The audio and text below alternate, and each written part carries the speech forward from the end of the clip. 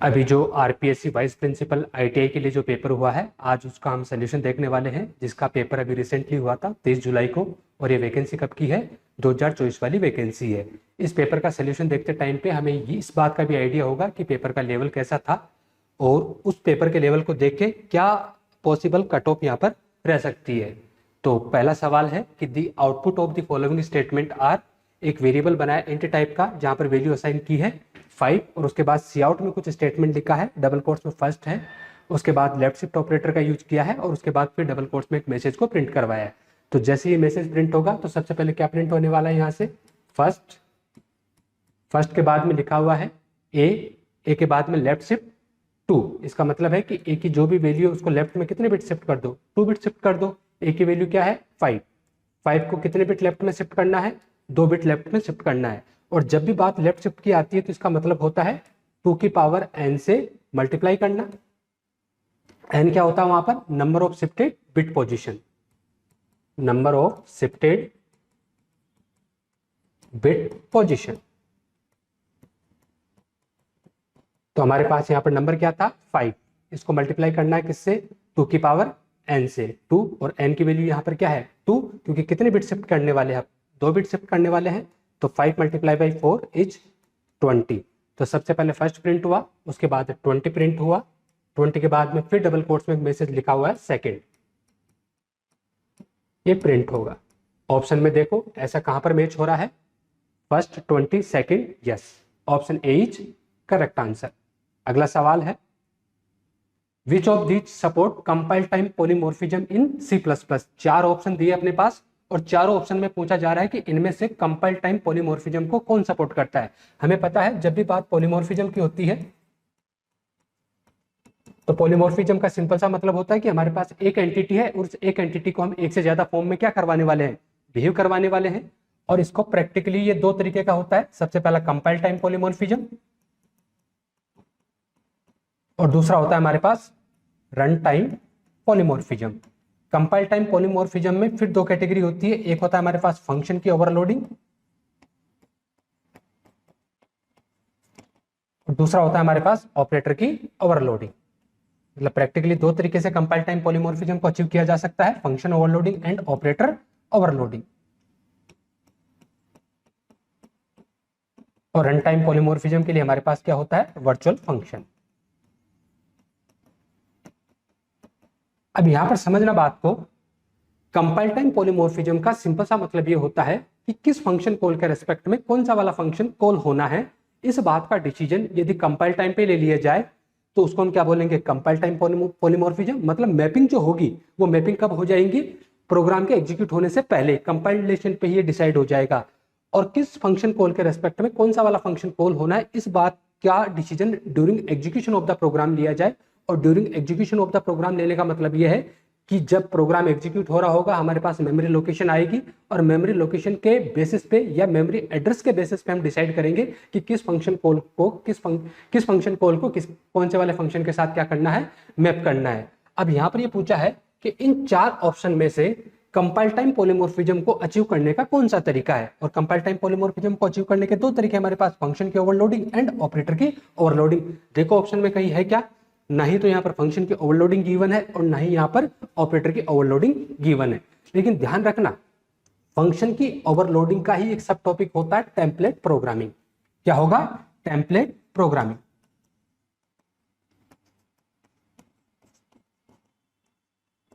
और template programming को हम क्या बोलते हैं यहाँ पर? Generic programming.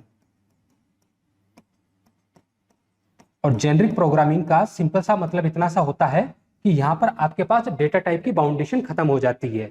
जनरली होता क्या है, हम अलग अलग तरह के फंक्शन बनाते हैं और मान लो कि उन अलग अलग तरह के फंक्शन का लॉजिक सेम है, सिर्फ फर्क इसमें हो रहा है, डेटा टाइप में फर्क होता है। तो फिर आपको जेनेरिक प्रोग्रामिंग ये बोलती है कि आप ऐसे सेपरेट फंक्शन ना बनाओ, आप एक फंक्शन बना लीजिए और वो एक फंक्शन इतना कैपेबल होगा कि वो जो भी डेटा टाइप आप सप्लाई करोगे वो रन टाइम पे अपने उसके अकॉर्डिंग क्या कर लेगा? अपना नेचर बदल लेगा। तो इसको हम क्या बोलते हैं? Generic programming. और जेनेरिक प्रोग्रामिंग में भी हम करते क्या है? जनरली वहां पर भी बहुत सारे फंक्शंस बनाते हैं, उनकी ही क्या करते हैं? ओवरलोडिंग करते हैं। तो देखो कहीं पर टेम्पलेट प्रोग्रामिंग ऑप्शन में है क्या? Yes, option A is correct answer.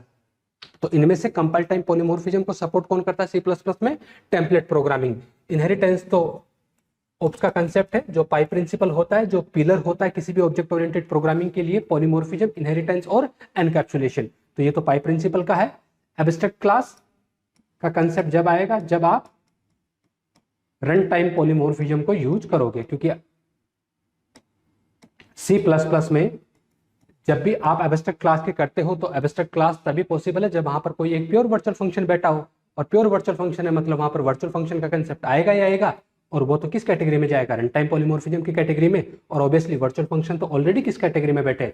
Run time polymorphism की कैटेगरी में बैठे हैं। तो इसका ऑप्शन ए करेक्ट आंसर हो जाएगा। अगला है which of the following is a logical operator in C plus plus. अगर सी प्लस प्लस में हम लॉजिकल ऑपरेटर की बात करें तो हमारे पास लॉजिकल ऑपरेटर तीन तरह के होते हैं, लॉजिकल एंड, लॉजिकल और and logical not. Logical and को रिप्रेजेंट करने के लिए हम डबल टाइम एम्परसेंड का सिंबल का यूज करते हैं, लॉजिकल और के लिए डबल टाइम पाइप के सिंबल का यूज करते हैं, और लॉजिकल नोट के लिए हम एक्सक्लेमेशन मार्क का यूज करते हैं। तो देखो इन तीनों में से कोई है क्या यहाँ पर? यस, लॉजिकल एंड हमें यहाँ पर गिवन है, तो इनमें से लॉजिकल ऑपरेटर कौन सा हो जाएगा आपका? Option A is correct answer. बाकी ये आपका बिटवाइज और है। कौन सा ऑपरेटर है आपका? बिटवाइज और, क्योंकि लॉजिकल और के लिए पाइप का सिंबल कितनी बार आना चाहिए? 2 बार आना चाहिए। एक बार सिंबल आ रहा है तो ये बिटवाइज और है। ये जो आपका टिल्ड का सिंबल है ये बिटवाइज नोट के लिए है। इसके लिए बिटवाइज नोट के लिए, एक्सक्लेमेशन मार्क लॉजिकल नोट के लिए, टिल्ड वाला सिंबल बिटवाइज नोट के लिए, और ये हो जाएगा आपके पास बिटवाइज एंड के लिए। पूछा क्या था हमसे? लॉजिकल ऑपरेटर कौन सा है? तो ऑप्शन ए करेक्ट आंसर हो जाएगा यहां पर। अगला सवाल है कि which of the following can not be declared static in C plus plus. इन 4 ऑप्शन में से ऐसे कौन सी चीज है जिसको आप कभी भी स्टैटिक डिक्लेयर नहीं कर सकते? सबसे पहले है क्लास। क्या क्लास को स्टैटिक डिक्लेयर किया जा सकता है? पहला जवाब है no, not possible. C plus plus में क्लास को स्टैटिक डिक्लेयर करना पॉसिबल नहीं है, बट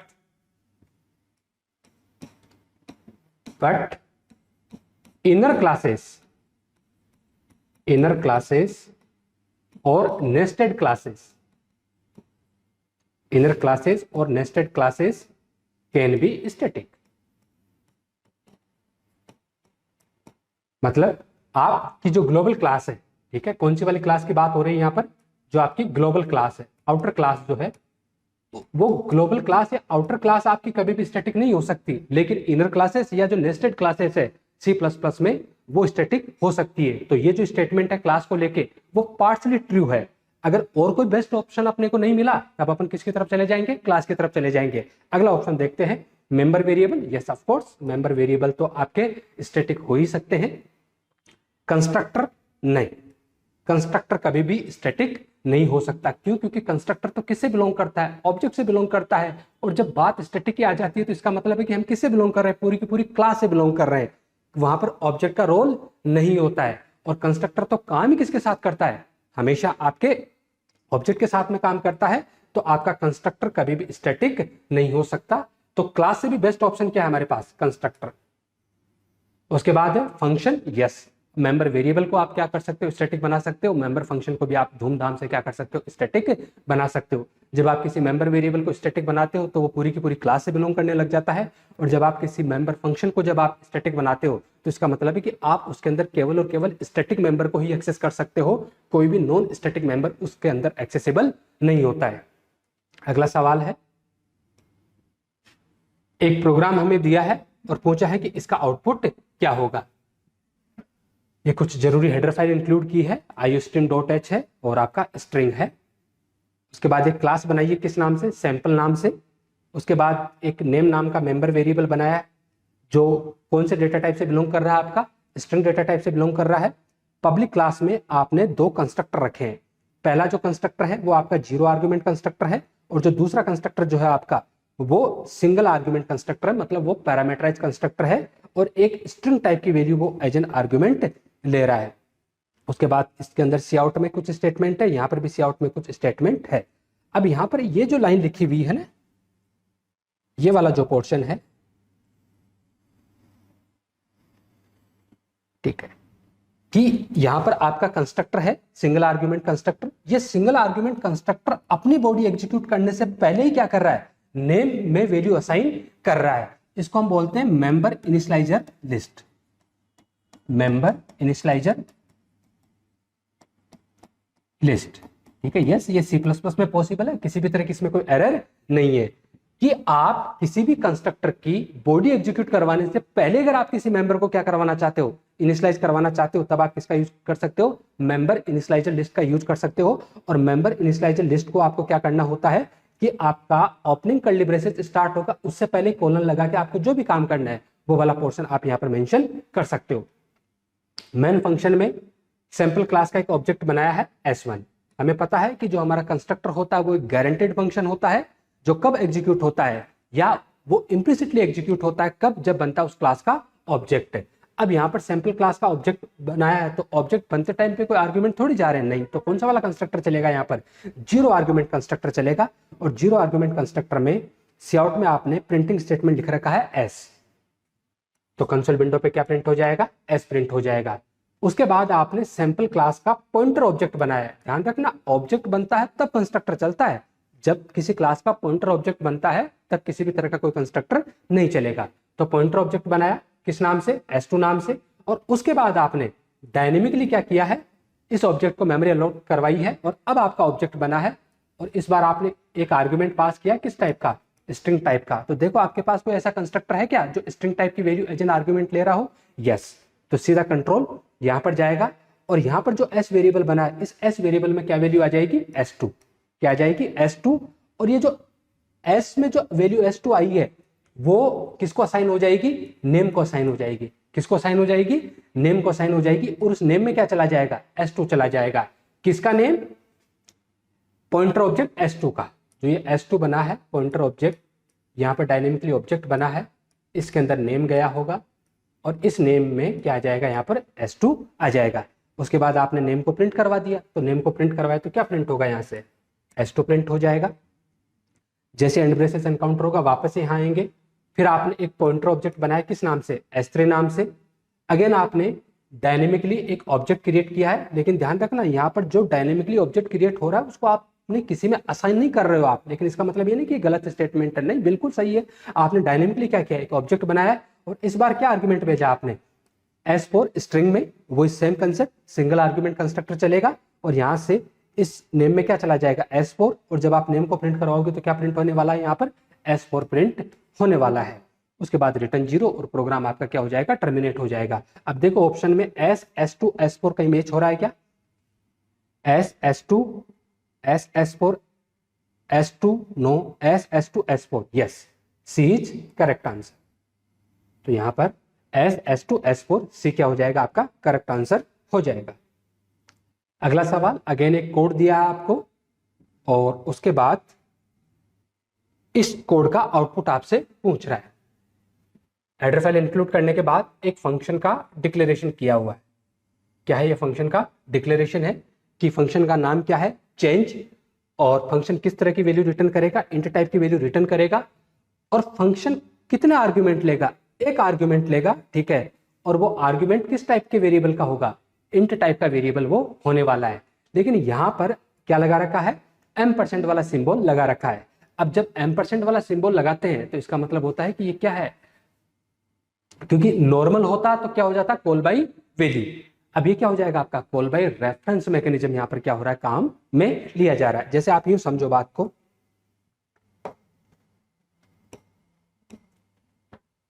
अगर हम टाइप ऑफ फॉर्मल पैरामीटर की बात करें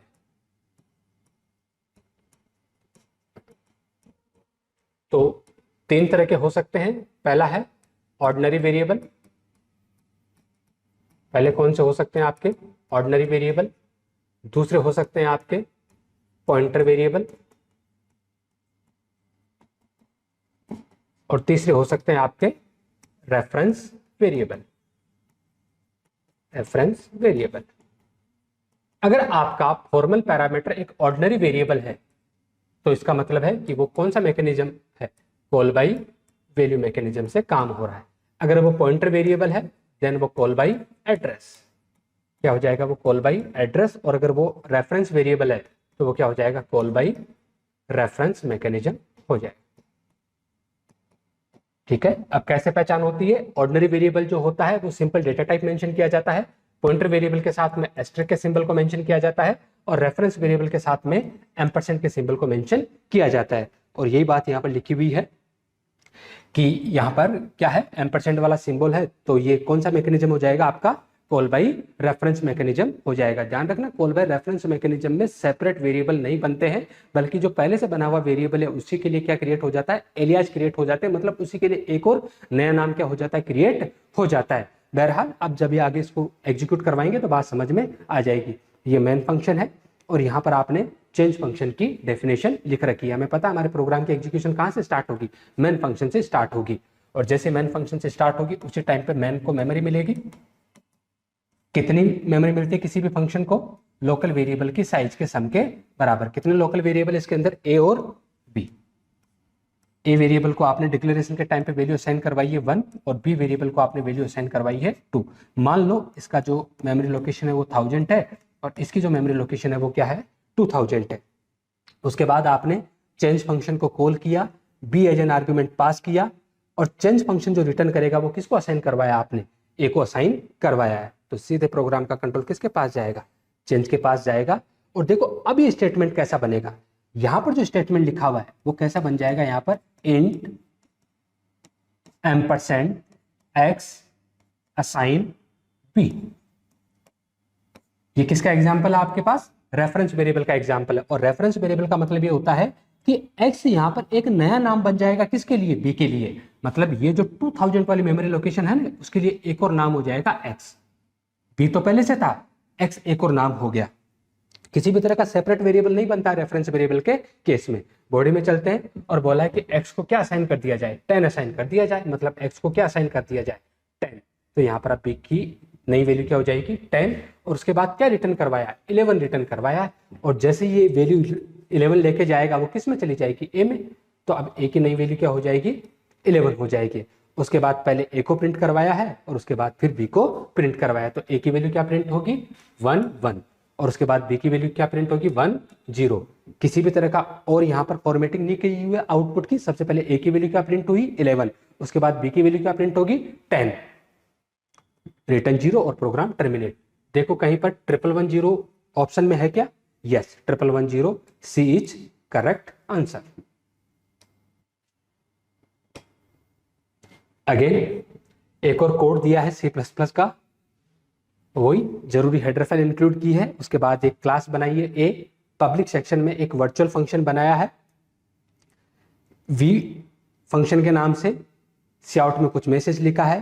फिर एक क्लास बनाई है बी क्लास पब्लिक मोड में एक क्लास की प्रॉपर्टी को एक्वायर कर रही है। उसके बाद एक और फंक्शन आपके पास वर्चुअल फंक्शन, फिर सी क्लास बनाइए, सी क्लास भी क्या कर रही है, एक क्लास को पब्लिक मोड में इनहेरिट कर रही है। और अगेन यहां पर भी वही सेम नाम से फंक्शन बनाया है। ठीक है, तो देखो क्या इसका सिग्नेचर सेम है क्या, void function and void function. Yes, signature क्या है यहां पर, सेम है। तो ये फंक्शन की क्या हो रही है यहां पर, ओवरराइडिंग हो रही है। फंक्शन की क्या हो रही है यहां पर, ओवरराइडिंग हो रही है। और ओवरराइडिंग के साथ में देखो बेस क्लास वाला क्या है, वर्चुअल। तो ध्यान रखना, जब बेस क्लास का जो फंक्शन है अगर वो वर्चुअल फंक्शन है तो उसकी जितनी भी सब्सिक्वेंटेड क्लास होती है या जितनी भी डिराइव्ड क्लास होती है, उन डिराइव्ड क्लास में जो ओवररिडन वर्जन होता है वो बाय डिफॉल्ट ही क्या माना जाता है, यहाँ पर वर्चुअल माना जाएगा। लेकिन ध्यान रखना, अगर कभी भी डिराइव्ड क्लास में अगर वर्चुअल कीवर्ड लगा हुआ है और आप ये कहो कि नहीं क्या बेस क्लास वाला वर्चुअल फंक्शन माना जाएगा, तो जवाब होगा नहीं। लेकिन अगर बेस क्लास वाले फंक्शन को आपने वर्चुअल कीवर्ड लगा के वर्चुअल फंक्शन बना दिया है तो उस केस में उसके जितने भी ड्राइव्ड क्लास वाले वर्जन है वो ऑटोमेटिकली क्या माने जाएंगे, यहाँ पर वर्चुअल माने जाएंगे। और वर्चुअल फंक्शन का सिंपल सा मतलब ये होता है कि उस फंक्शन की जो बाइंडिंग है वो कैसे करवानी है, लेट बाइंडिंग करवानी है, during execution of the program करवानी है। ठीक है, तो मोटा माटी यहां से बात समझ में आ गई कि एक बेस क्लास है हमारे पास ए, फिर हमने बी क्लास बनाई जो किसकी प्रॉपर्टी को एक्वायर कर रही है, ए की प्रॉपर्टी को, और उसके बाद फिर सेपरेट एक और क्लास बनाई सी, वो भी किसकी प्रॉपर्टी को एक्वायर कर रही है, यहाँ पर ए की प्रॉपर्टी को एक्वायर कर रही है। तो हुआ कुछ ऐसा है कि ये आपकी ए क्लास है, ए क्लास की प्रॉपर्टी को कौन एक्वायर कर रहा है, बी क्लास, और ए क्लास की प्रॉपर्टी को कौन एक्वायर कर रहा है, सी क्लास एक्वायर कर रही है। ए क्लास में यहाँ पर एक वर्चुअल फंक्शन है, ठीक है, बी क्लास में भी उसको ओवरराइड किया है तो वो वर्चुअल फंक्शन है, और सी क्लास में भी वो क्या है, आपका वर्चुअल फंक्शन है। हम सीधा मेन फंक्शन पे चलते हैं और मेन फंक्शन से ये कहानी हमें समझ में आएगी। देखो, मेन फंक्शन में एक क्लास का एक पॉइंटर ऑब्जेक्ट बनाया है। अब यहां से बारीकी को समझना, यहां पर पॉइंटर ऑब्जेक्ट बनाया है पी नाम से, ये क्या है आपका पॉइंटर ऑब्जेक्ट, ठीक है। मैं यहाँ एस्टेरिस्क सिंबल लगा रहा हूं जिससे अपने को समझ में आ जाए कि ये क्या है, आपका पी पॉइंटर ऑब्जेक्ट है। लेकिन पी किस टाइप का है, ए टाइप का है। ये यहाँ ध्यान रखने वाली बात है कि पी किस टाइप का है, ए टाइप का है। और यहाँ पर एक बी ऑब्जेक्ट बनाया है, ध्यान रखना, पी यहाँ पर पॉइंटर ऑब्जेक्ट है, बी यहाँ पर नॉर्मल ऑब्जेक्ट है, और वो भी किस टाइप का है, ए टाइप का। ये कैपिटल ए क्लास का नाम है, और यहाँ पर जो स्मॉल बी लिखा हुआ है वो ए क्लास के ऑब्जेक्ट का नाम है। फिर बी क्लास का एक ऑब्जेक्ट बनाया है D1, नॉर्मल ऑब्जेक्ट है D1, और वो किस क्लास का है, यहाँ पर बी क्लास का है। उसके बाद सी क्लास का एक ऑब्जेक्ट बनाया आपने D2 के नाम से, ये D2 ऑब्जेक्ट बना है जो किस क्लास का है, सी क्लास का है। उसके बाद P assign address of D1। अब देखो D1 का टाइप क्या है, B, P का टाइप क्या है, A। क्या ए क्लास के पॉइंटर को बी क्लास के ऑब्जेक्ट का एड्रेस स्टोर वो कर सकता है? तो जवाब होगा यस, बिल्कुल कर सकता है, क्योंकि ए और बी में रिलेशन है, इनहेरिटेंस के थ्रू रिलेशन बन रखा है। और बेस क्लास का पॉइंटर अपनी किसी भी डिसेंडेंट क्लास के ऑब्जेक्ट का क्या कर सकता है, एड्रेस स्टोर कर सकता है। यस, तो पी में किसका एड्रेस आएगा, D1 का, और D1 का जैसे एड्रेस आएगा पी किसको पॉइंट करने लग जाएगा, D1 को पॉइंट करना स्टार्ट कर देगा। और उसके बाद चूंकि P आपका पॉइंटर ऑब्जेक्ट है, तो पॉइंटर ऑब्जेक्ट के थ्रू किसी भी मेंबर को एक्सेस करने के लिए डॉट ऑपरेटर का यूज ना करके हम किसका यूज करते हैं, एरो ऑपरेटर का यूज करते हैं। तो एरो ऑपरेटर के थ्रू हमने V फंक्शन जी को कॉल किया। बस यहां पर समझने वाली बात यही है कि यहां पर कौन सा वाला VFUNC फंक्शन कॉल होगा। तो देखो, जब भी अर्ली बाइंडिंग होती है तो अर्ली बाइंडिंग में हमेशा टाइप को आधार माना जाता है। किसको आधार माना जाता है, टाइप को आधार माना जाता है। बताओ पी का टाइप क्या है, ए, तो सीधा कहां पर जाएगा, ए क्लास में, और ए क्लास में जाके इस फंक्शन को ढूंढेगा। क्या ए क्लास में इस नाम का फंक्शन है, यस, इस नाम का फंक्शन है, लेकिन उससे पहले क्या लगा हुआ है, वर्चुअल लगा हुआ है। और जैसे उससे पहले वर्चुअल कीवर्ड दिखेगा, इसका मतलब है कि इसकी तो कब करनी है, आपको लेट बाइंडिंग करनी है, during execution of the program करनी है। और during execution of the program जब पी के पास किसी ऑब्जेक्ट की मेमोरी लोकेशन आ जाए तो उसके बाद आपको डिसाइड करना है कि इस पी के रेस्पेक्ट में कौन सा वाला फंक्शन कॉल होना है। तो अब देखो पी में किसका एड्रेस आ चुका है, यहाँ पर बी क्लास के D1 का एड्रेस आ चुका है। तो अब यहाँ पर कौन सा वाला फंक्शन चलेगा, पी क्लास वाला फंक्शन चलेगा।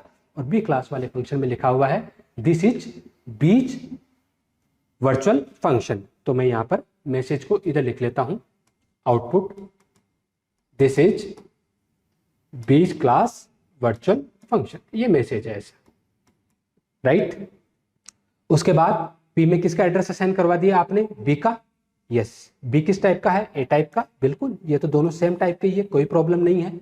और इस बार आपने जब पी के थ्रू एक्सेस करवाया तो पी के अंदर तो किसका एड्रेस रखा हुआ है, ए क्लास के बी का एड्रेस, तो ए क्लास वाला चलेगा। और ए क्लास वाले से मैसेज आपको देखने को मिलेगा this is as virtual function.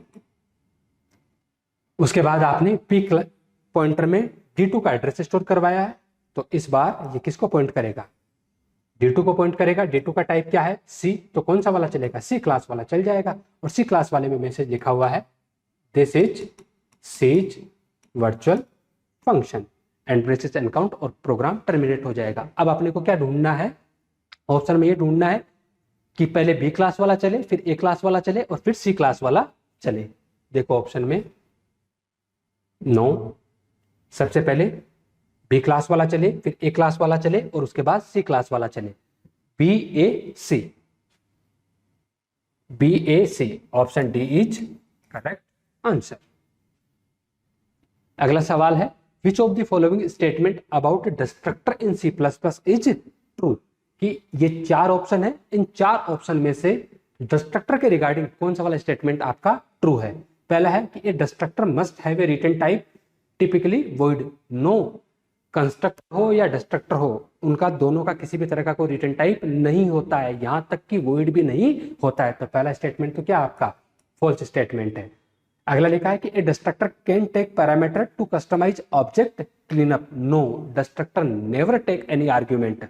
हाँ, कंस्ट्रक्टर आपका आर्ग्यूमेंट लेता है, लेकिन डिस्ट्रक्टर कभी भी किसी भी तरह का कोई आर्ग्यूमेंट नहीं लेता। ध्यान रखना, जब डिस्ट्रक्टर किसी भी तरह का कोई आर्ग्यूमेंट नहीं लेता है तो कभी भी डिस्ट्रक्टर की ओवरलोडिंग भी पॉसिबल नहीं है। देखो कहीं ऑप्शन में है क्या, destructor can be overloaded if needed? No.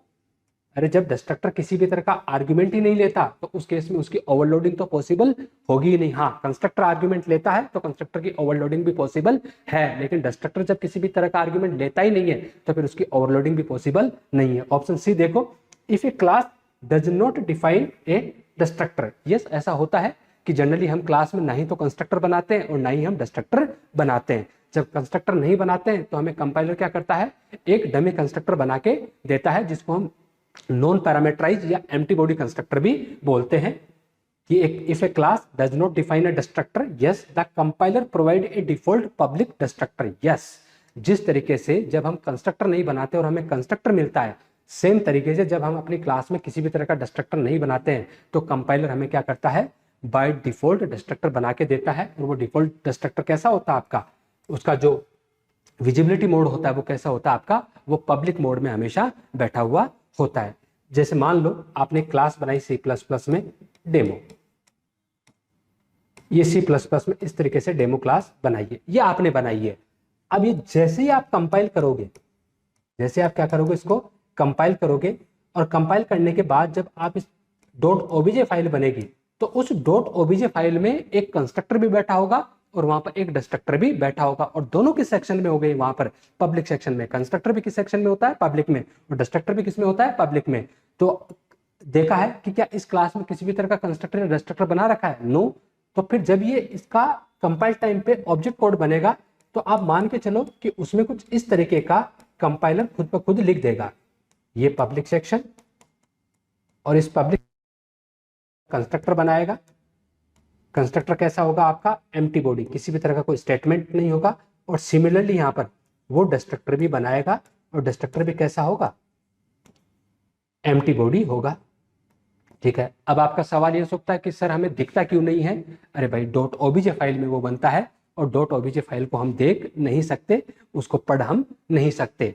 तो जब आपने इस टाइप की क्लास बनाई, ठीक है, और जब वो कंपाइल होगी तो उसमें वो कंस्ट्रक्टर और डिस्ट्रक्टर दोनों आ जाएंगे और दोनों किस सेक्शन में बैठते हैं, पब्लिक सेक्शन में बैठते हैं। अब हमें ये बात बहुत पहले अच्छे से पता है कि कंस्ट्रक्टर फंक्शन इम्प्लिसिटली कॉल होता है कब, जब बनता है क्लास का ऑब्जेक्ट, और डिस्ट्रक्टर फंक्शन इम्प्लिसिटली होता है कॉल कब, जब वो ऑब्जेक्ट अपने स्कोप से क्या हो रहा है, बाहर जा रहा होता है तब, या आपने डिलीट कीवर्ड का यूज किया है तब। दोनों ही केस में अगर आपने डायनेमिकली कोई ऑब्जेक्ट बनाया है तो जो डायनेमिकली आपने ऑब्जेक्ट बनाया है, ठीक है, उसकी मेमोरी को क्लीन अप करने के लिए आप किसका यूज करते हो, डिलीट का। ठीक है, क्योंकि जो मेमोरी आपने अलॉट करवाई है उसका आपका डीएलोकेशन भी करना पड़ेगा, तो उस केस में आप किसका यूज करते हो, डिलीट का। तो या तो आपका जो ऑब्जेक्ट है वो अपने या तो अपने स्कोप से बाहर जाए, या फिर कौन सा कीवर्ड एनकाउंटर हो, डिलीट कीवर्ड जब एनकाउंटर होगा दोनों केस में डिस्ट्रक्टर क्या होता है, इम्प्लिसिटली कॉल हो जाता है। और ड्यूटी क्या होती है डिस्ट्रक्टर की, डिस्ट्रक्टर की ड्यूटी सिर्फ इतनी सी होती है कि उस ऑब्जेक्ट ने जितने भी रिसोर्सेज को बाइंड करके रख रखा था उन सारे के सारे रिसोर्सेज की मेमोरी को क्या करवाना, रिलीज करवाना। जैसे मान लो कि आपने जो क्लास बनाई है उस क्लास के अंदर आपने किसी फाइल का रेफरेंस ले रखा हो, ठीक है, या किसी अदर रिसोर्सेज का रेफरेंस ले रखा हो, तो उस केस में जब आपका ऑब्जेक्ट अपनी मेमोरी से बाहर जा रहा है तो जितने भी रिसोर्सेज अलोकेट हो रखे हैं उन सब की मेमोरी को भी क्या करवाना, हमें रिलीज करवाना होता है। और ये ड्यूटी किसकी होती है, आपके डिस्ट्रक्टर फंक्शन की ड्यूटी होती है। तो यहाँ पर ऑप्शन सी जो है वो आपका क्या हो जाएगा, करेक्ट आंसर हो जाएगा कि अगर आप किसी भी तरह का डिस्ट्रक्टर नहीं बनाते हो तो कंपाइलर खुद पे खुद आपको एक डिफॉल्ट डिस्ट्रक्टर प्रोवाइड करवाता है, और वो डिफॉल्ट डिस्ट्रक्टर कहाँ बैठा होता है, आपके पब्लिक सेक्शन में बैठा हुआ होता है। अगला सवाल है, which of the following statement is a true statement in C++। तीन स्टेटमेंट दे रखे हैं यहाँ पर S1, S2, S3, और बोला कि इनमें से ट्रू स्टेटमेंट कौन से। पहला है function can be overloaded, yes, function को बिल्कुल ओवरलोड किया जा सकता है, is the true statement. Operator can be overloaded, yes, operator को भी ओवरलोड किया जा सकता है। Constructor can be overloaded, yes of course, constructor को भी हम क्या कर सकते हैं, ओवरलोड कर सकते हैं। मतलब तीनों ट्रू है, S1, S2 only, S1, S2, S3, yes. B is correct answer.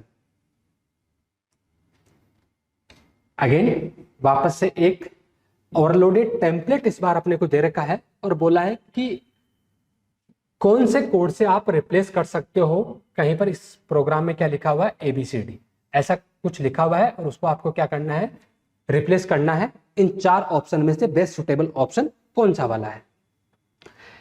वही आपने हेडर फाइल इंक्लूड की, उसके बाद आपने टेम्पलेट बनाया। देखो टेम्पलेट बनाने का सिंपल सा सिंटैक्स तो होता है, सबसे पहले लिखा जाता है टेम्पलेट और टेम्पलेट के बाद में लिखा हुआ होता है आपका प्लेस होल्डर। क्या लिखते हैं हम, प्लेस होल्डर लिखते हैं। उसके बाद रिटर्न टाइप ऑफ फंक्शन, उसके बाद फंक्शन का नेम लिखा जाता है। उसके बाद अगर कोई आर्गुमेंट है तो वो आर्गुमेंट की लिस्ट लिखी जाती है और उसके बाद उसकी क्या लिखी जाती है, बॉडी लिखी जाती है। अब आप चाहो तो ये स्टेटमेंट इसके आगे भी लिख सकते हो, ठीक है, ऐसा कोई दिक्कत नहीं होती कि उसको अगली लाइन में लिखना होता है। लेकिन मुद्दा ध्यान में रखने वाली बात यह है कि टेम्पलेट कीवर्ड के बाद में हमेशा क्या रखा हुआ होता है, प्लेस होल्डर रखा हुआ होता है। प्लेस होल्डर का मतलब कि एक ऐसा कंटेनर जो during execution of the program अपना नेचर बदल सके। अगर इंट टाइप की वैल्यू आई है तो अपना नेचर कैसा बना ले, इंटीजर। अगर फ्लोट टाइप की वैल्यू आई है तो अपना नेचर कैसा बना ले, फ्लोट बना ले। अगर डबल टाइप की वैल्यू आई है तो अपना नेचर कैसा बना ले, फ्लोट बना ले। तभी तो वो क्या होगा, जेनरिक प्रोग्रामिंग होगी ना, कि लॉजिक सेम है, फर्क सिर्फ किस में हो रहा है, सिर्फ डेटा टाइप में फर्क है। तब हम जेनरिक प्रोग्रामिंग को यूज करते हैं। और जब भी हम प्लेस होल्डर बनाते हैं तो प्लेस होल्डर बनाने के लिए सबसे पहले लिखना होता है क्लास कीवर्ड और क्लास कीवर्ड के बाद में कोई आइडेंटिफायर यहाँ पर लिखना होता है। इतनी बात समझ में आ गई, तो अब अपन कर सकते हैं इसको। तो टेम्पलेट, उसके बाद प्लेस होल्डर बनाया किस नाम से, एक्स नाम से। फंक्शन का रिटर्न टाइप वॉइड है, एक फंक्शन का नाम एफ है और वो क्या कर रहा है, जो प्लेस होल्डर आपने एक्स बनाया था इस टाइप की वैल्यू वो ले रहा है। मतलब ये एग्जैक्टली डेटा टाइप की तरह बिहेव करेगा और ये वेरिएबल की तरह बिहेव करेगा, इसका कोड है।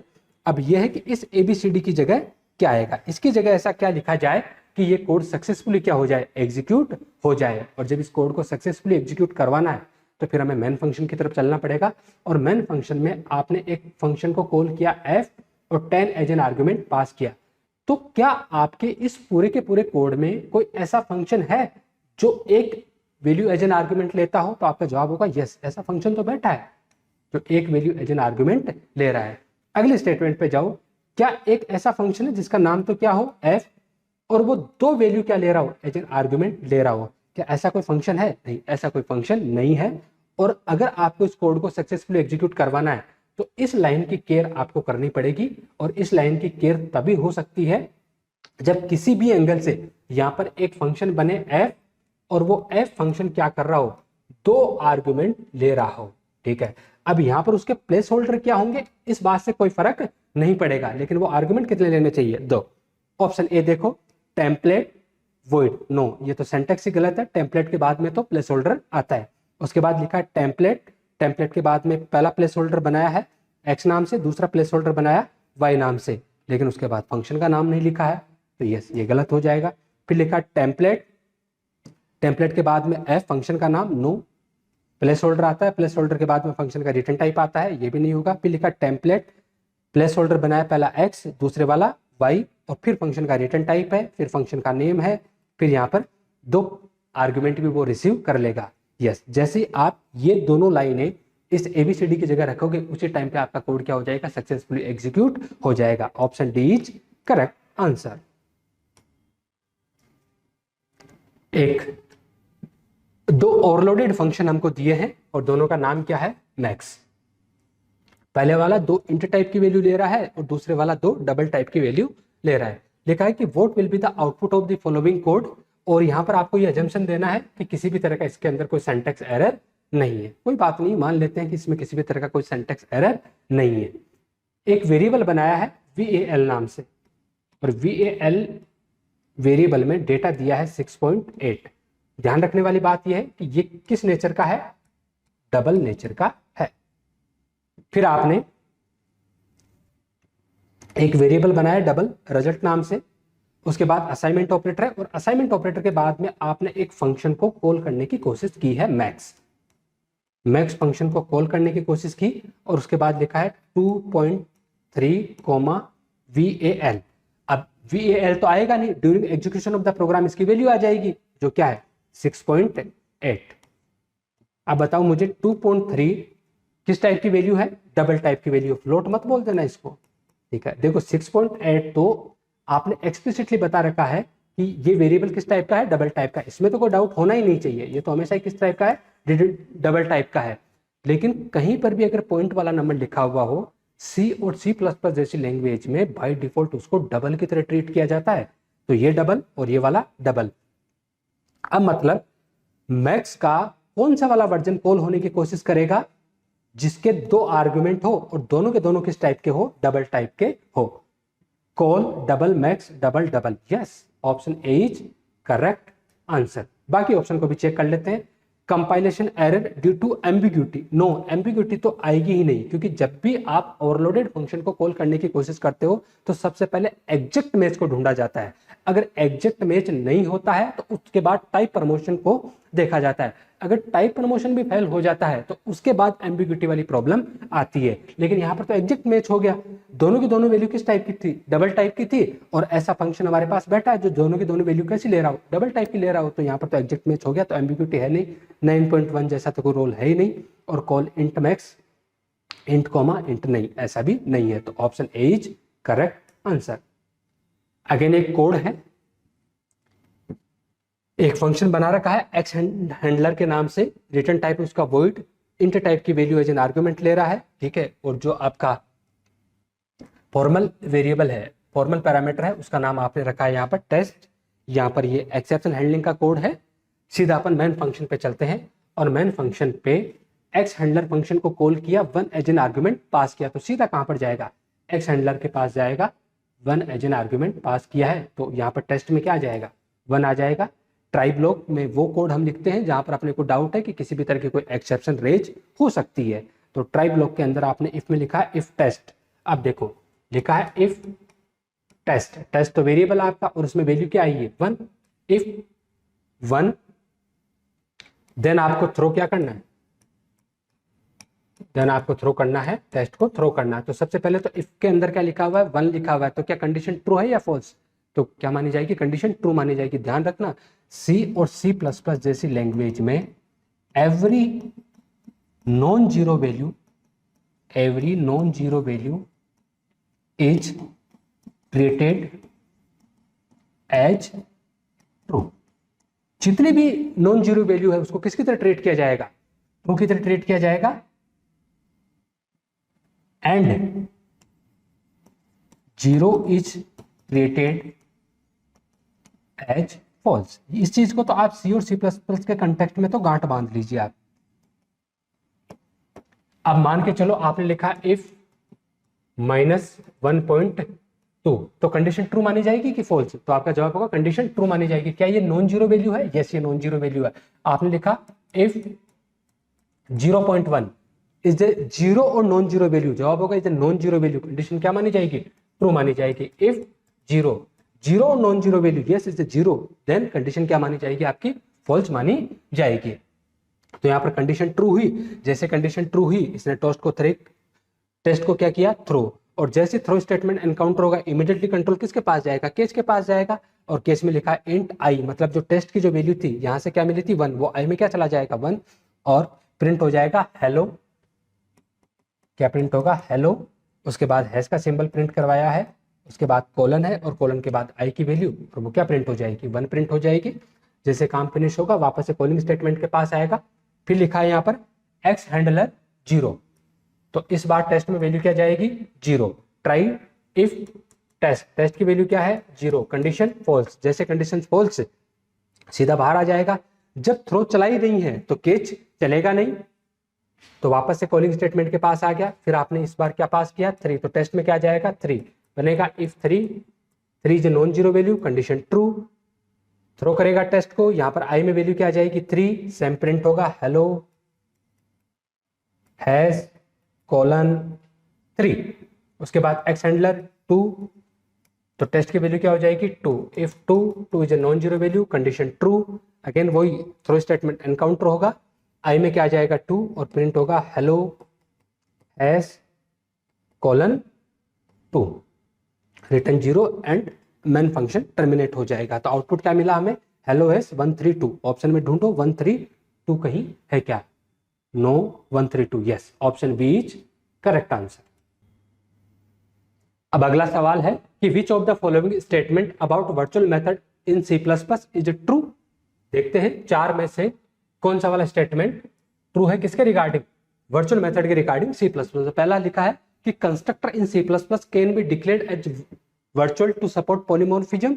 जवाब होगा नहीं, क्योंकि वर्चुअल जो मेथड होता है, ठीक है, उसका काम तब शुरू होता है जब आपका ऑब्जेक्ट एग्जिस्टेंस में हो, और कंस्ट्रक्टर का तो काम ही क्या होता है, ऑब्जेक्ट को क्रिएट करवाना, ठीक है। तो कभी भी आप कंस्ट्रक्टर को वर्चुअल नहीं बना सकते, इसलिए कि वो पॉलीमॉर्फिज्म को क्या करे, सपोर्ट करे।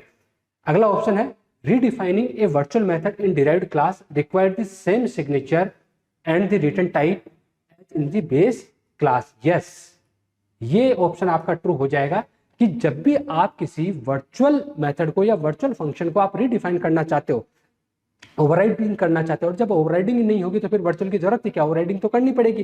और जब आपने ओवरराइडिंग की है तो उस केस में बेस क्लास में जैसा वर्जन वो बैठा है सेम हूबहू किस में होना चाहिए, आपका वो डिराइव्ड क्लास में होना चाहिए। बाकी दो ऑप्शन को और चेक कर लेते हैं कि ये function in a base class become virtual if it is declared virtual in any of its derived classes. No, यहां लिखा है कि अगर आपने डिराइव्ड क्लास में वर्चुअल बना दिया तो बेस क्लास वाला क्या बाय डिफॉल्ट वर्चुअल माना जाएगा, जवाब होगा नहीं। लेकिन इसका जस्ट अपोजिट यस, अगर आपने बेस क्लास में किसी फंक्शन को वर्चुअल बना दिया है तो फिर डिराइव्ड क्लास में बाय डिफॉल्ट वो क्या माना जाता है, वर्चुअल माना जाता है। वहां पर वर्चुअल कीवर्ड लिखना ऑप्शनल होता है डिराइव्ड क्लास में, लिखो तो भी सही है, नहीं लिखो तो भी सही है, लेकिन रिकमेंड ये किया जाता है कि रीडेबिलिटी और अंडरस्टैंडेबिलिटी के लिहाज से आपको डिराइव्ड क्लास में भी वर्चुअल कीवर्ड मेंशन कर देना चाहिए। अदरवाइज अगर आपने बेस क्लास में उसको वर्चुअल बना दिया है और अगर सेम सिग्नेचर के साथ में आपने ओवरराइड किया तो डिराइव्ड क्लास में वो बाय डिफॉल्ट क्या माना जाएगा, वर्चुअल ही माना जाएगा। नहीं हो सकता। A virtual method must be redefined in every derived class otherwise it's lead to a compilation error. नहीं, ऐसा नहीं है, ठीक है। लिखा है कि must be redefined in every derived class, जरूरी नहीं है कि आप उसको क्या करो, रीडिफाइन करो। अगर आप उसको रीडिफाइन नहीं करोगे तो क्या होगा, बेस क्लास वाला वर्जन वहां पर एग्जीक्यूट हो जाएगा। तो ऑप्शन 20 का करेक्ट आंसर है। अगेन एक कोड है हमारे पास, एक क्लास बनाई है, बेस नाम रखा है, उसके पब्लिक सेक्शन में एक वर्चुअल फंक्शन बनाया है, किस नाम से, फन नाम से। उसके बाद एक मैसेज यहाँ पर दिया है, फिर डिराइव्ड क्लास बनाई है, बेस क्लास को पब्लिक मोड में इनहेरिट कर रही है। उसके बाद इसके पब्लिक सेक्शन में देखो क्या दोनों का सिग्नेचर सेम है, यस दोनों का सिग्नेचर सेम है। क्या इसके आगे वर्चुअल कीवर्ड लिखा हुआ है, नहीं, इसके आगे वर्चुअल कीवर्ड नहीं लिखा हुआ है, लेकिन फिर भी क्या माना जाएगा, आपका वर्चुअल ही माना जाएगा। अभी अभी हमने देखा था कि अगर बेस क्लास में आपने किसी फंक्शन को वर्चुअल बना दिया है और सेम सिग्नेचर के साथ में अगर वो डिराइव्ड क्लास में बैठा है तो उसको बाय डिफॉल्ट क्या माना जाएगा, वर्चुअल ही माना जाएगा। फिर एक मैसेज है, सीधा मेन फंक्शन में चलते हैं, और मेन फंक्शन में डिराइव्ड क्लास का एक ऑब्जेक्ट बना है, किस नाम से, T1 नाम से। ये T1 नाम का ऑब्जेक्ट बना है, बस ध्यान रखना कि T1 का टाइप क्या है यहाँ पर, डिराइव्ड, क्या है यहाँ पर, डिराइव्ड। फिर बेस क्लास का एक पॉइंटर ऑब्जेक्ट बना है, किस नाम से, T2 नाम से। ध्यान रखना T1 कैसा है, ऑर्डिनरी ऑब्जेक्ट है, T2 कैसा है, पॉइंटर ऑब्जेक्ट है, किसका, बेस क्लास का, किसका है ये, बेस क्लास का। और उसके बाद न्यू के थ्रू डायनेमिकली आपने ऑब्जेक्ट बनाया, किस क्लास का, डिराइव्ड क्लास का। तो क्या डिराइव्ड क्लास के ऑब्जेक्ट का रेफरेंस बेस क्लास का पॉइंटर रख सकता है, जवाब होगा यस। अभी अभी हमने पिछले सवालों में डिस्कस किया था कि बेस क्लास का पॉइंटर अपनी किसी भी डिसीडेंट क्लास के ऑब्जेक्ट का रेफरेंस या एड्रेस स्टोर कर सकता है, किसी भी तरह की कोई दिक्कत नहीं है। तो जो T2 बना है, इस T2 के पास किसका रेफरेंस आएगा, एक डायनेमिकली ऑब्जेक्ट बनेगा, ठीक है, और इसका रेफरेंस इसके पास आ जाएगा। ध्यान रखना ये जो डायनेमिकली जो ऑब्जेक्ट बना है वो किस नेचर का है, डिराइव्ड नेचर का है, ये ध्यान रखने वाली बात है। फिर आपने बेस क्लास का एक ऑब्जेक्ट बनाया, pointer object T3 pointer object बना है, किस क्लास का, अगेन बेस क्लास का, और बोला है कि असाइन एड्रेस ऑफ T1 का नेचर कैसा है, डिराइव्ड, T3 का नेचर कैसा है, बेस। क्या बेस क्लास का पॉइंटर ऑब्जेक्ट डिराइव्ड क्लास के ऑब्जेक्ट का एड्रेस स्टोर कर सकता है, यस। तो इस T3 के पास किसका एड्रेस आ जाएगा, T1 का एड्रेस आ जाएगा। अब देखो T2 और T3 दोनों किसको पॉइंट कर रहे हैं, डिराइव्ड क्लास के ऑब्जेक्ट को पॉइंट कर रहे हैं। तो T2 के रेस्पेक्ट में फन को कॉल किया है, ठीक है, तो किसका वर्जन चलेगा, डिराइव्ड वाला वर्जन चलेगा। तो मैसेज आएगा डिराइव्ड, मैसेज क्या आएगा, डिराइव्ड डबल कोलन फन। और T3 के रेस्पेक्ट में फन को कॉल किया है तो T3 के पास में भी तो कौन सी क्लास का ऑब्जेक्ट का एड्रेस है, डिराइव्ड क्लास का, तो यहाँ पर भी डिराइव्ड वाला वर्जन ही एग्जीक्यूट होगा। तो derived colon fun return 0 and program terminate. देखो ऑप्शन ढूंढो, ऐसा कहीं ऑप्शन है क्या? Base fun, derived fun, no, derived fun, derived fun, yes, option B is correct answer. Derived fun, base fun, base में no, option B is correct answer. Oh, again is the code which determine output of the following C++ code। यहां पर एक function बना है जिसका return type क्या है? Int. Function का नाम है myfunc। इंट, एक इंट टाइप की वैल्यू एज आर्गुमेंट ले रहा है। अगेन एक और फंक्शन बनाया है जिसका रिटर्न टाइप है इंट। फंक्शन का नाम है myfunc और इस बार 2। क्या ये फंक्शन की ओवरलोडिंग है? यस, ये फंक्शन की ओवरलोडिंग है। मेन फंक्शन में देखो, मेन फंक्शन में यहां पर 2 पॉइंटर टू फंक्शन बना रखे। क्या बना रखे? Pointer to function. तो यहां पर जो आपका fp है, fp क्या है? Pointer to function. क्या है? Pointer to function. अरे जैसे पॉइंटर टू इंट होता है, इसका मतलब होता है कि वो इंट टाइप के ब्लॉक का एड्रेस स्टोर करेगा। पॉइंटर टू फ्लोट, इसका मतलब है कि वो फ्लोट टाइप के ब्लॉक का एड्रेस रखेगा। पॉइंटर टू फंक्शन का मतलब है कि वो इस बार किसका एड्रेस रखेगा? किसी फंक्शन का एड्रेस रखेगा।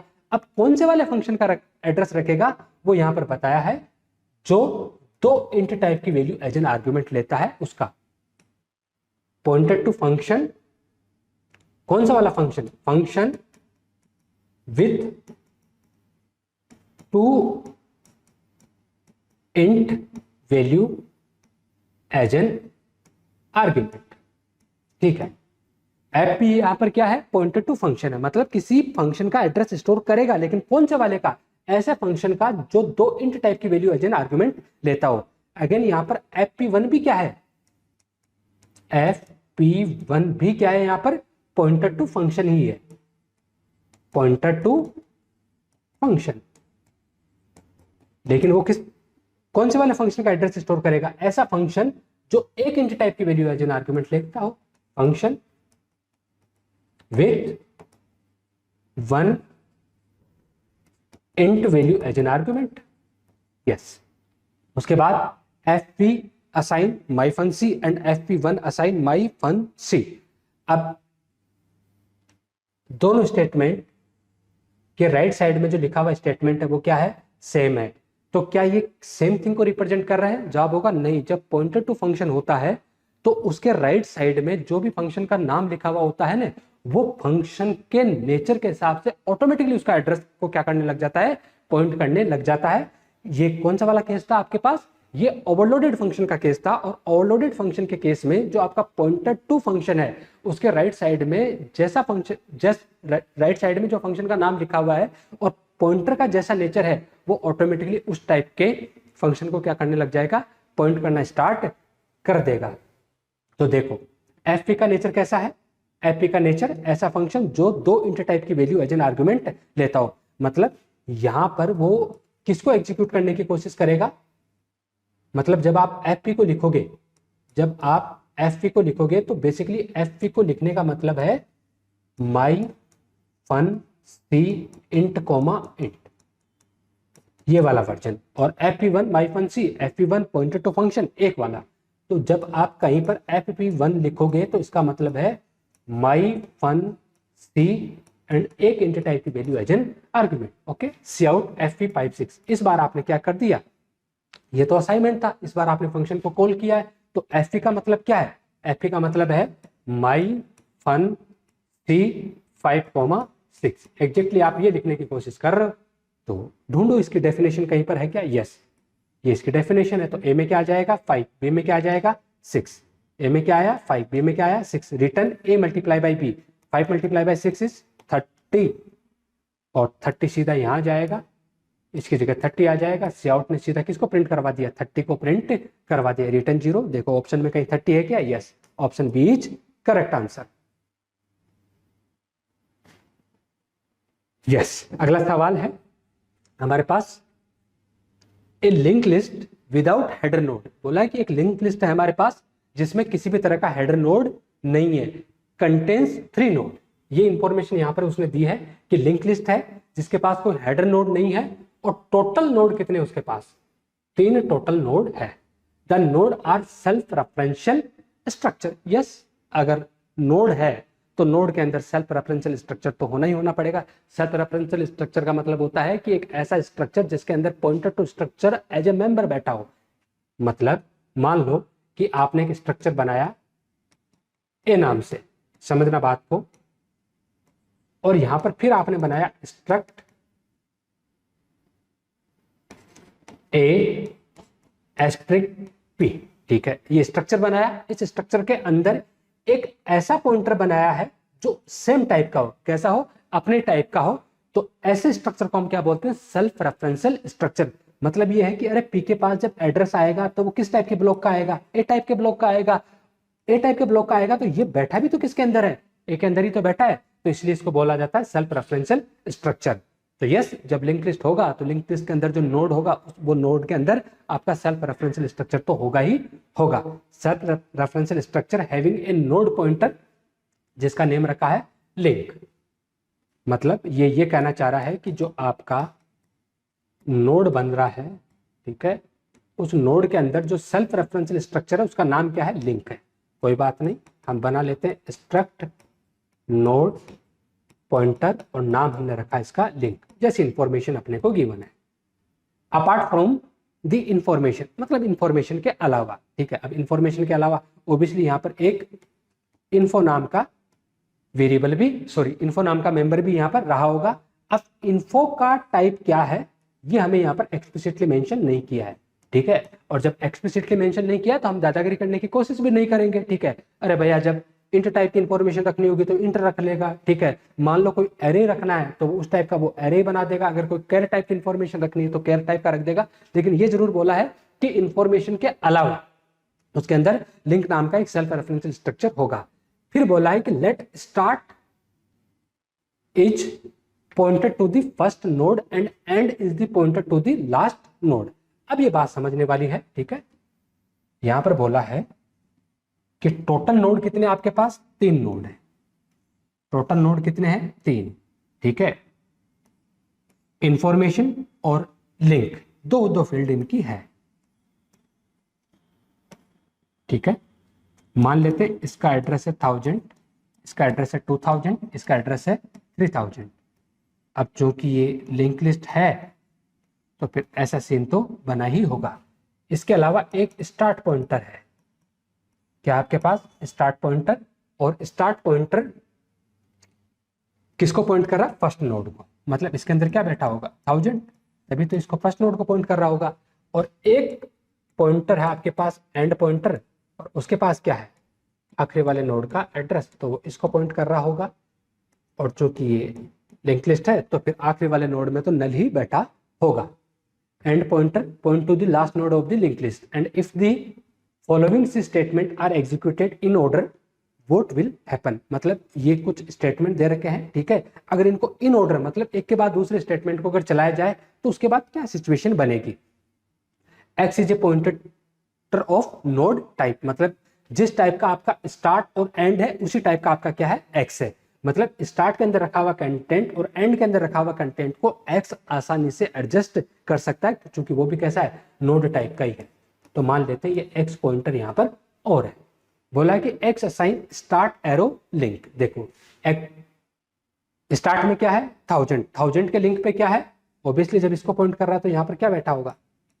2000। यहाँ पर क्या बैठा होगा? 3000, तभी तो इसको पॉइंट कर रहा है। तो स्टार्ट एरो लिंक 1000 के लिंक पे क्या है? 2000, तो x में क्या आ जाएगा? 2000 x में आ जाएगा। और जैसे x के पास 2000 आएगा उसी टाइम पे ये 2000 वाले ब्लॉक को क्या करना लग जाएगा? पॉइंट करना स्टार्ट कर देगा। अगला स्टेटमेंट लिखा है कि start arrow link assign x arrow link. समझना बात को कि स्टार्ट एरो लिंक में क्या आ जाए? जो एक्स एरो लिंक में, एक्स में क्या है? 2000 के लिंक पे क्या है? 3000। वो कंटेंट किसको दे दो? Start arrow link. स्टार्ट में क्या है? 1000 के लिंक पे क्या है? 2000। इसकी जगह क्या रख दो? 3000। इसकी जगह क्या रख दो? 3000। और जैसे आप इसकी जगह 3000 लिखोगे तो यहां से कनेक्शन कट हो जाएगा और ये किसको पॉइंट करना स्टार्ट कर देगा? 3000 वाले ब्लॉक को पॉइंट करना स्टार्ट कर देगा। और फिर लिखा है फ्री एक्स। क्या लिखा है? फ्री फंक्शन को कॉल किया है, X as an argument pass किया। तो एक्स को थोड़ी, एक्स के अंदर जो मेमोरी एड्रेस है वो क्या है? 2000। इस 2000 वाले ब्लॉक की मेमोरी को क्या करवा दी जाए? रिलीज करवा दी जाए। ये रहा 2000 वाला ब्लॉक और इसकी मेमोरी को क्या करवा दिया जाए, रिलीज करवा दिया जाए। ये इन 3 स्टेटमेंट से ऐसा हुआ है। अब ऑप्शन पढ़ो। First node will be deleted, क्या पहले वाला नोड डिलीट हुआ? नहीं। Last node will be deleted, क्या आखिरी वाला नोड डिलीट हुआ? No. Start pointer will become null, no. Start में तो क्या है 1000 है, नल इसमें नहीं आया। Middle node will be deleted, yes. जो मिडिल वाला नोड है उसकी मेमोरी को क्या कर दिया है, रिलीज कर दिया, डिलीट कर दिया है। तो option D is correct answer. Best case time complexity of quick sort is achieve when, quick sort है उसमें जो बेस्ट टाइम कॉम्प्लेक्सिटी है वो कब अचीव की जा सकती है? लिखा है कि all element are the same, no. जब सारे एलिमेंट सेम होंगे तब ऐसा पॉसिबल नहीं है। Array sorted, no. जब एरे आपका सॉर्टेड होगा तब भी ये वाली चीज पॉसिबल नहीं है। Pivot is always the first element, नहीं, ऐसा जरूरी नहीं है कि जब आप हमेशा फर्स्ट एलिमेंट को पाइवट मानो तो आपको क्या मिल जाए, बेस्ट टाइम कॉम्प्लेक्सिटी मिल जाए। अगला ऑप्शन है कि the pivot element divide the array equally in every position, yes. जब ऐसा होगा तो उस केस में आपको क्या मिल जाएगी, क्विकसॉर्ट की बेस्ट टाइम कॉम्प्लेक्सिटी आपको देखने को मिल जाएगी। अगला सवाल है which of the following algorithm use the greedy approach to find a minimum spanning tree. यहां पर 4 ऑप्शन है, 4 ऑप्शन में कुछ एल्गोरिथम लिख रखी है और बोला है कि इनमें से एमएसटी फाइंड करने के लिए कौन सी ग्रिडी अप्रोच को काम में लेती है। तो सबसे पहला है बेलमैन फोर्ड एल्गोरिथम, उसके बाद है Kruskal and Prim's algorithm, Floyd Warshall algorithm and Dijkstra algorithm. तो देखो जब भी बात एमएसटी की होती है तो एमएसटी के अंदर हमेशा क्रुस्कल और प्रिम्स एल्गोरिथम, ये दोनों की दोनों एल्गोरिथम जो होती है वो किसके काम में आती है, minimum spanning tree find out करने के काम में आती है। अब आपको ये तो पता ही होगा कि स्पैनिंग ट्री क्या होता है,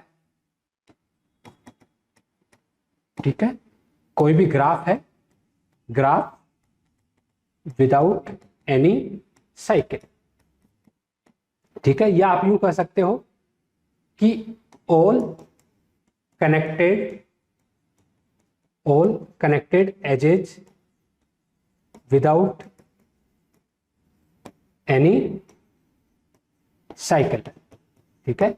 वो ग्राफ जिसकी सारी की सारी एज क्या हो, कनेक्टेड हो, मतलब कि कोई भी वर्टेक्स यहाँ पर आइसोलेटेड वर्टेक्स नहीं होनी चाहिए और किसी भी तरह का साइकिल फॉर्म नहीं हो रहा हो। जैसे मान लो कि एक ग्राफ है ए बी सी, तो क्या ये ग्राफ स्पैनिंग ट्री है? तो आपका जवाब होगा नहीं, यहाँ पर साइकिल बन रहा है तो ये स्पैनिंग ट्री नहीं है। लेकिन अगर मैं यहाँ से ये वाली एज को हटा दूं, क्या अभी स्पैनिंग ट्री है? जवाब होगा यस, सारी की सारी जो वर्टेक्स है वो क्या हो रही है, कवर हो रही है, किसी भी तरह का साइकिल भी नहीं बन रहा है। तो इसको आप क्या बोल सकते हो, स्पैनिंग ट्री आप इसको बोल सकते हो। और ये किसके थ्रू होता है, क्रुस्कल और प्रिम्स एल्गोरिथम दोनों का काम होता है minimum spanning tree find out करना। Minimum spanning tree find out करने का मतलब है कि जो जितनी भी एजेस को आप लोगे सारी की सारी वर्टेक्स को कनेक्ट करने के लिए, उस केस में जो वेट आए वो वेट कैसा आना चाहिए, मिनिमम आना चाहिए। अगर बाकी एल्गोरिथम की बात करें तो अगर हम डिजिक्स्ट्रा एल्गोरिथम की बात करें तो इसका काम होता है, ये होती है आपकी single source sorted path problem को सोल्व करती है, पाथ प्रॉब्लम को सोल्व करेगी। और ये कौन सी अप्रोच को काम में लेती है, ग्रिडी अप्रोच, ठीक है। तो ये अप्रोच तो किसको काम में ले रही है, ग्रिडी अप्रोच ही काम में ले रही है, लेकिन इसका एमएसटी से कोई लेना देना नहीं है। जो आपकी डिजिक्स्ट्रा एल्गोरिथम है उसका काम क्या होता है, single source shortest path problem को सोल्व करना। फ्लोइड वॉर्शल एल्गोरिथम, जब आप फ्लोइड वॉर्शल एल्गोरिथम की बात करते हो तो इसका काम होता है all pair shortest path problem को ये सोल्व करेगा। किसको, all pair shortest path problem को ये सोल्व करता है। और कौन सी अप्रोच को काम में लेता है, डायनेमिक प्रोग्रामिंग को। किसको काम में लेगा ये, डायनेमिक प्रोग्रामिंग को काम में लेके all pair shortest path problem को सोल्व करता है, मतलब डीपी को ये यूज करता है। अगर आप बेलमैन फोर्ड एल्गोरिथम की बात करोगे तो बेलमैन फोर्ड एल्गोरिथम का काम भी क्या होता है, सिंगल सॉर्टेड पाथ प्रॉब्लम को ही सोल्व करना। Single source shortest path problem को ही ये सोल्व करता है। तो फिर बेलमैन फोर्ड और डिजिक्स्ट्रा में क्या फर्क है, एक फर्क है। वो फर्क ये है कि आपका बेलमैन फोर्ड जो एल्गोरिथम है वो नेगेटिव वेट को भी अलाउ होता है। यहां पर जो नेगेटिव, अगर किसी एज का जो वेट है, ठीक है, वो अगर नेगेटिव है तो वो बेलमैन फोर्ड एल्गोरिथम में अलाउ होता है, जबकि डिजिक्स्ट्रा में negative weight not allowed, negative weight not allowed. अगर किसी एज का वेट अगर नेगेटिव है तो वो डिजिक्स्ट्रा एल्गोरिथम में काम नहीं करेगा, बेलमैन फोर्ड एल्गोरिथम में काम कर जाएगा। दूसरा जो आपका बेलमैन फोर्ड एल्गोरिथम है वो भी किसको यूज करता है, डीपी को यूज करता है, वो भी डायनेमिक प्रोग्रामिंग को यूज करता है। जबकि आपका जो डिजिक्स्ट्रा एल्गोरिथम है वो किसको यूज करता है, ग्रीडी अप्रोच को यूज करता है। और अगर आपको एमएसटी की बात करनी है तो एमएसटी में क्रुस्कल और प्रिज्म एल्गोरिथम होते हैं और दोनों के दोनों किस अप्रोच को काम में लेते हैं, ग्रीडी अप्रोच को काम में लेते हैं। अगला सवाल है which condition cause A stack underflow. ठीक है, मान लो स्टैक है और स्टैक में किसी भी तरह का कोई एलिमेंट नहीं होता है और उसके बाद भी अगर आप पॉप करने की कोशिश करते हो तो उस केस में क्या कर होता है, आपका अंडरफ्लो। लिखा है removing from an empty stack. Yes, आपका स्टैक है, उस स्टैक में किसी भी तरह का कोई एलिमेंट नहीं है, फिर भी आप क्या कर रहे हो, रिमूव करने की कोशिश कर रहे हो। और रिमूव करने का मतलब है पॉप करने की कोशिश कर रहे हो, तो वो underflow. Reading beyond the top, no. Allocating too much memory, no. Inserting into a full stack, ठीक है, अगर ऐसा होता तो वो ओवरफ्लो होता, अंडरफ्लो नहीं है। नेक्स्ट सवाल है लेट हैश फंक्शन एच के, और हैश फंक्शन अपने को दे रखा K mod 10 is employed to store in order the 5 key, और जो 5 की दे रखी है वो है 40, 27, 19, 48 and 7 into set of single digit memory address. जो मेमोरी एड्रेस है वो कैसा है, single digit from 0 to 9। If linear probing is use to collision resolution, अगर कहीं पर कॉलिजन अकर होता है तो कॉलिजन को सोल्व करने के लिए, उस प्रॉब्लम को सोल्व करने के लिए हम कौन सी वाली टेक्निक को यूज कर रहे हैं, लीनियर प्रोबिंग टेक्निक को यूज कर रहे हैं। And the key k is equal to 7 will be stored at which of the following location. यहाँ पर कहीं ना कहीं 7 दे रखा होगा की में, ये 7 है और बोला कि ये जो 7 है वो किस मेमोरी लोकेशन पे जाएगा। तो देखो अगर हम मेमोरी लोकेशन की बात करें तो मेमोरी लोकेशन सिर्फ सिंगल डिजिट है, मतलब 0 to 9 तक ही हमारे पास है। अगर की बात करें, जो डेटा यहाँ पर स्टोर होने वाला है वो है 40, 27, 19, 48 और 7। बोला है डेटा कैसा जाना चाहिए, इन ऑर्डर। डेटा कैसा जाना चाहिए, इन ऑर्डर जाना चाहिए, मतलब एक के बाद दूसरा वाला जाना चाहिए। और कॉलिजन को रिजोल्व करने के लिए कौन सी टेक्निक को काम में लिया जा रहा है, यहाँ पर लीनियर प्रोबिंग को काम में लिया जा रहा है। और मुद्दा यह है कि जब के की वैल्यू 7 हो तो वो कहां पर स्टोर होगी। ठीक है, तो मान लेते हैं कि ये मेमोरी सेल है,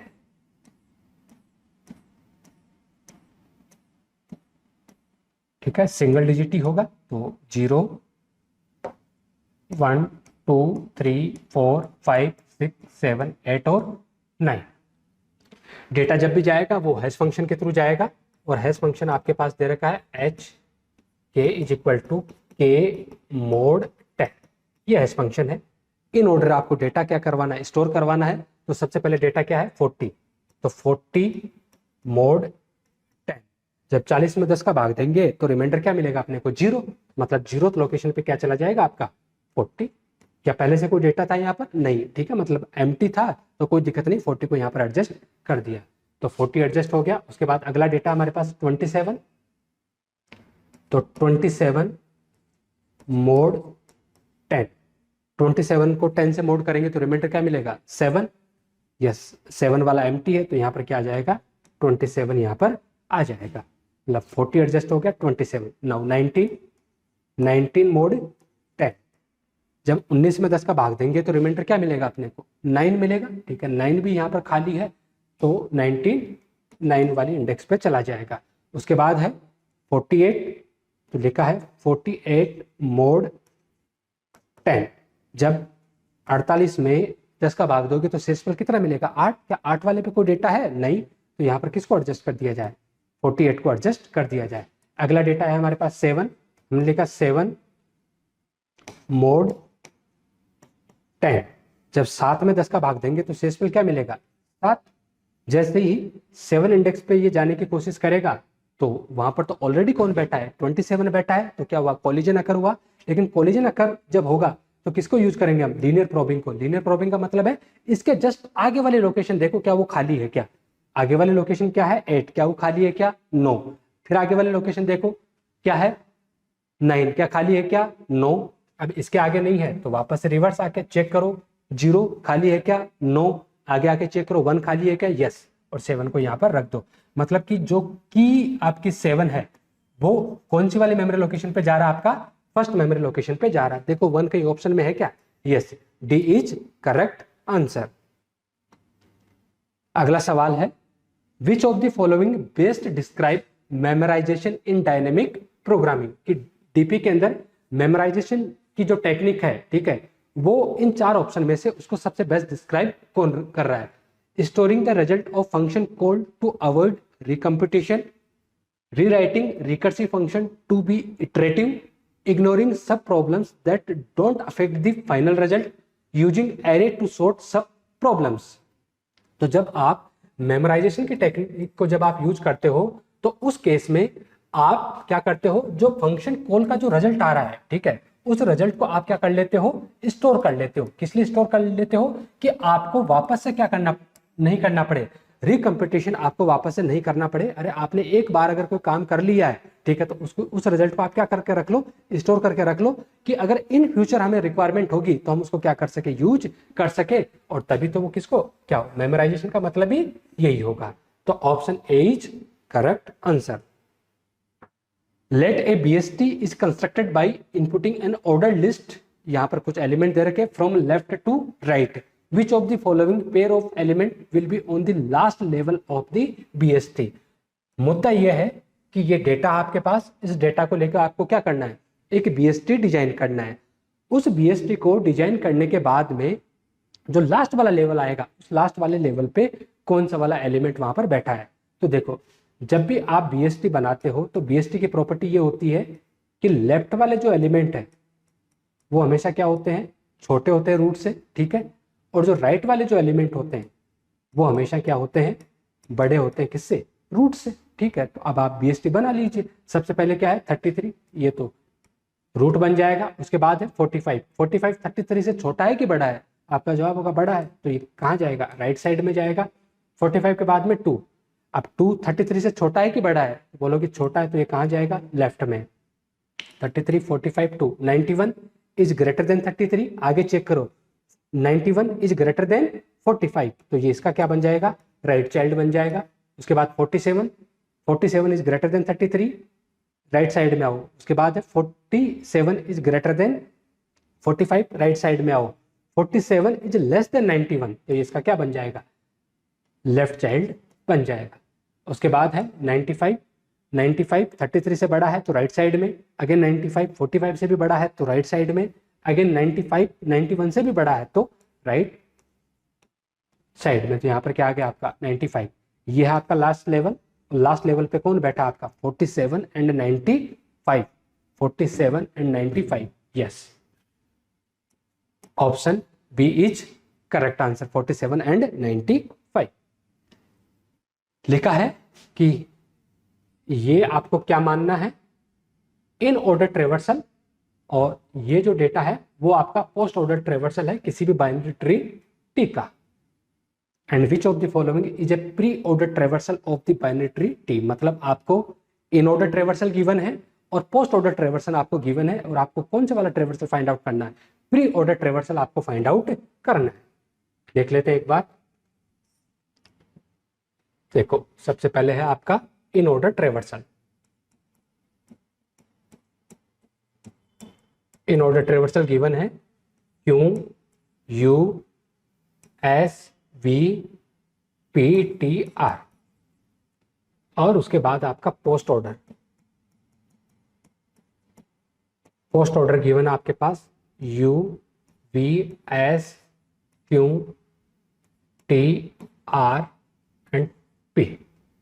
अब देखो पोस्ट ऑर्डर ट्रेवर्सल से एक बात तो तय हो जाती है कि पोस्ट ऑर्डर ट्रेवर्सल में जो रूट नोड होता है वो हमेशा आखिरी में होता है।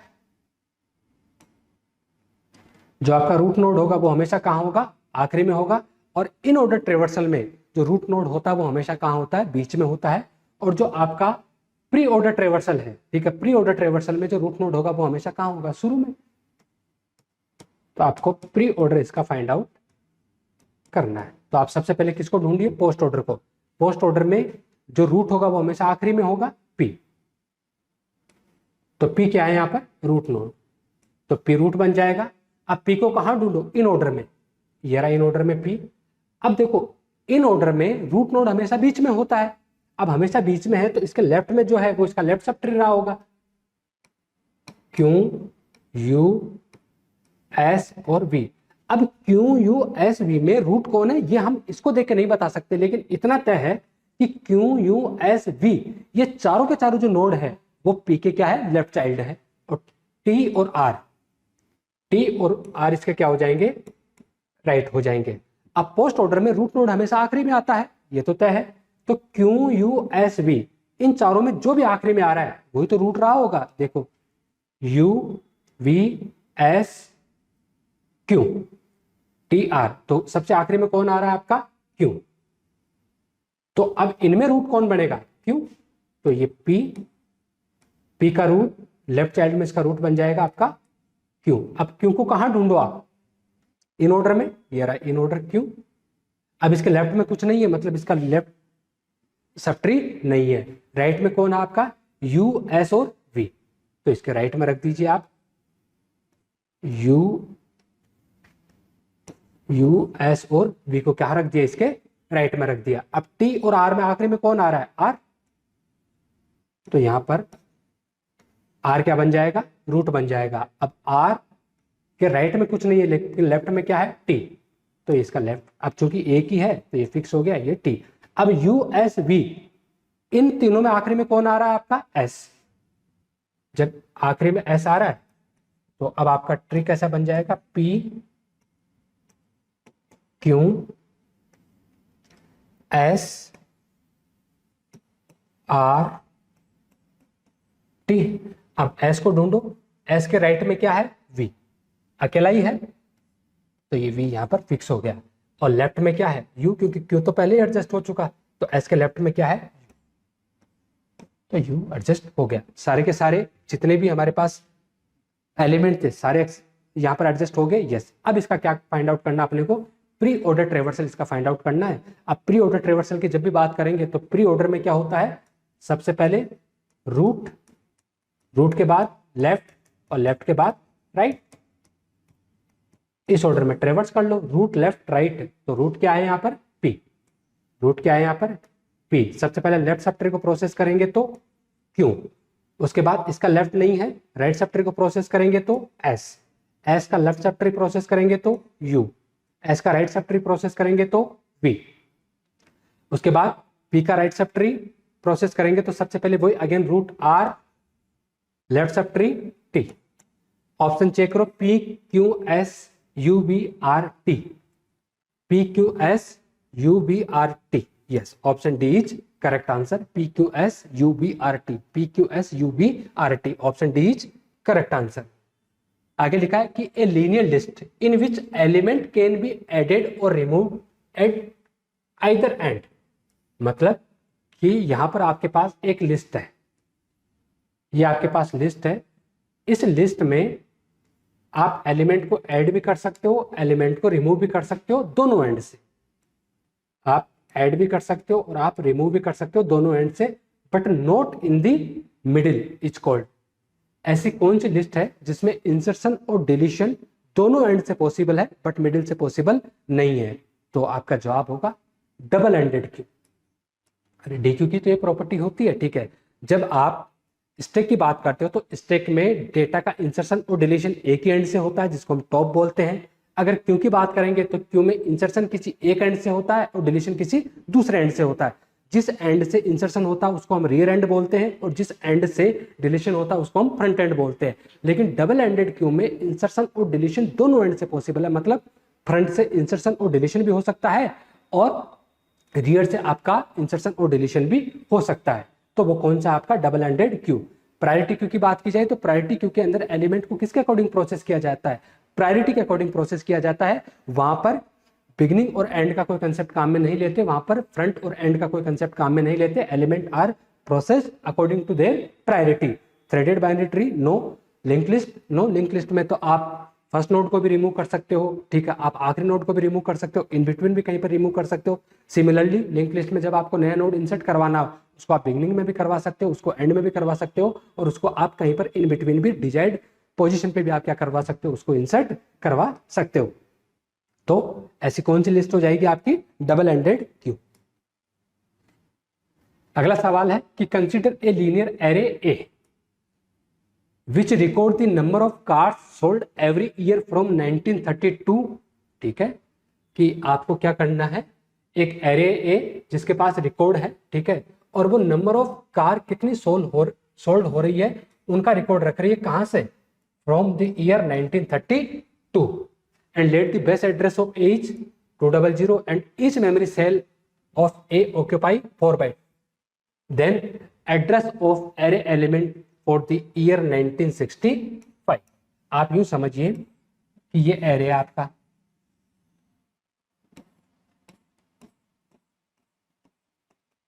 ये एरे है, इस एरे की इंडेक्स कहां से स्टार्ट होगी, 0 1 2 3 4 5, ऐसे ही सिलसिला चलता रहेगा।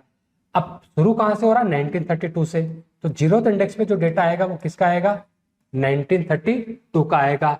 अब कहीं ना कहीं पर 1965 का डेटा भी आएगा, मान लो कहीं ना कहीं पर किसका आ रहा है, 1965 का डेटा भी आ रहा है, ठीक है।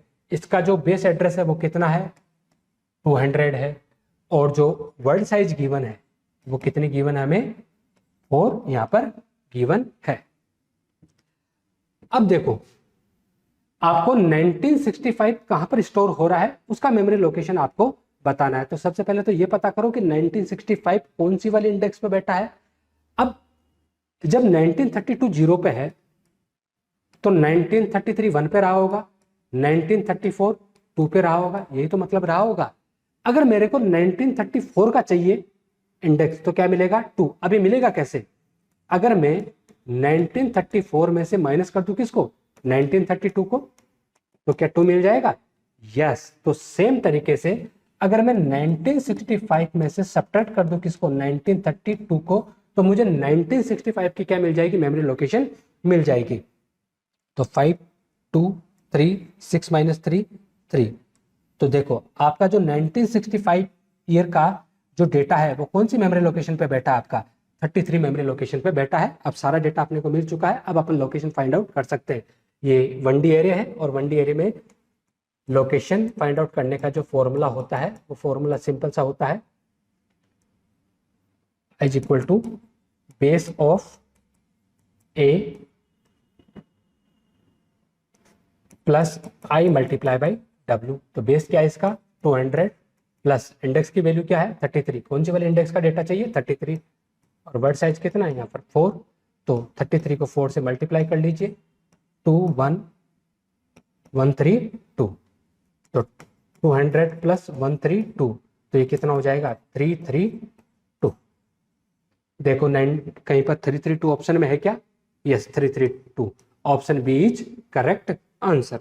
अगला सवाल देखते हैं, what is the time complexity of inserting an element at the beginning of link list.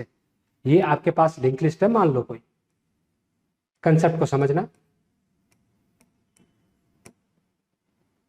ये कहीं आपका स्टार्ट पॉइंटर होगा और स्टार्ट पॉइंटर इसको पॉइंट कर रहा होगा। अब आपको क्या करना है, एक नया नोड लेना है और इस नए नोड को क्या करना है, आपको बिगिनिंग में इंसर्ट करवाना है।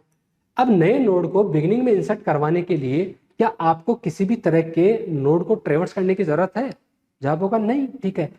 जो पहले वाला नोड अभी है उसकी मेमोरी लोकेशन आपके पास किस में बैठी है, स्टार्ट में बैठी है।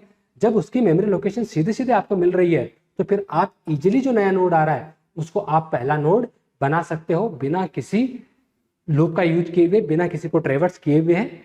और जब ऐसा होता है तो उसकी जो कॉम्प्लेक्सिटी होती है वो होती है ऑर्डर ऑफ 1, ठीक है। तो option D is correct answer.